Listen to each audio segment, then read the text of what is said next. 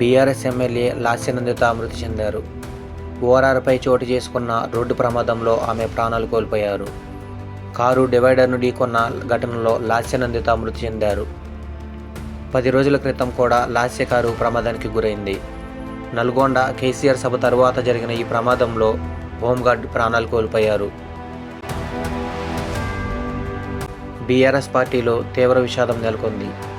Road ప్రమాదంలో ఆమె అక్కడికక్కడే ప్రాణాలు కోల్పోయారు. పటాన్చేరు ఔటర్ రింగ్ రోడ్డుపై శుక్రవారం తెల్లవారుజామున రోడ్డు ప్రమాదం చోటు చేసుకుంది. కారు అదుపు తప్పి డివైడర్ను ఢీకొట్టడంతో ఈ ప్రమాదం జరిగింది. కారులో ప్రయాణిస్తున్న లాస్యనందిత స్పాట్లోనే ప్రాణాలు కోల్పోయారు. కారు డ్రైవర్కు తీవ్ర గాయాలు కాగా ఆసుపత్రికి తరలించారు. డ్రైవర్ నిద్రమత్తు ఓవర్ స్పీడ్ కారణంగానే ఈ ప్రమాదం జరిగి ఉంటుందని భావిస్తున్నారు. వెనుక సీట్లో కూర్చున్న లాస్యనందిత సీటు బెల్ట్ పెట్టుకుని ఉండుంటే ప్రాణాపాయం తప్పేదనే అభిప్రాయం వ్యక్తమవుతోంది. ఈ నెల 13 కూడా ఆమె కారు ప్రమాదానికి గురైంది. నల్గొండలో నిర్వహించిన బహిరంగ సభకు హాజరైన లాస్యనందిత హైదరాబాద్ తిరుగు ప్రయాణంలో నార్కట్పల్లి వద్ద రోడ్డు ప్రమాదానికి గురైంది. ఆమె ప్రయాణిస్తున్న కారు రోడ్డు పక్కకు దూసుకువెళ్లడంతో ఓ హోంగార్డ్ మృతి చెందాడు. ఈ ప్రమాదంలో లాస్యనందిత స్వల్ప గాయాలతో బయటపడింది. ఈ ప్రమాదం జరిగి 10 రోజులు గడవకముందే ఆమె మరో రోడ్డు ప్రమాదానికి గురై ప్రాణాలు కోల్పోయింది. ఓఆర్ఆర్పై పటాన్చెరు నుండి మేడ్చల్ వెళ్తున్న క్రమంలో సుల్తాన్పూర్ వద్ద జరిగిన ప్రమాదంలో ఆమె స్పాట్లోనే మృతి చెందారు.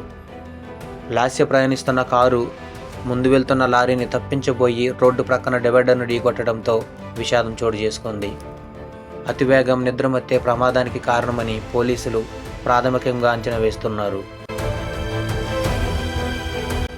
నార్కట్పల్లి ప్రమాదంలో ఆమె కారు దెబ్బతినగా ఇటీవల కొత్త కారు కొనుగోలు చేశారు. ఆ కారు కూడా ప్రమాదానికి గురి కావడంతో ఆమె ప్రాణాలు కోల్పోయారు. ఘటనా స్థలానికి చేరుకున్న పోలీసులు మృతదేహాన్ని పోస్టుమార్టం నిమిత్తం ప్రభుత్వ ఆసుపత్రికి తరలించారు. కేసు నమోదు చేసుకొని ప్రమాద ఘటనపై ఆరా తీస్తున్నారు. తండ్రి సాయన్న కోరిక మేరకు లాస్యనందిత రాజకీయాల్లోకి వచ్చారు. 2015లో జరిగిన కంటోన్మెంట్ బోర్డు ఎన్నికల్లో పికెట్ 4వ వార్డు నుంచి సభ్యురాలుగా పోటీ చేసిన ఆమె పరాజయం చెందారు. బీటెక్ చదివిన ఆమె 2016 జీహెచ్ఎంసీ ఎన్నికల్లో కార్పొరేటర్గా ఎన్నికయ్యారు.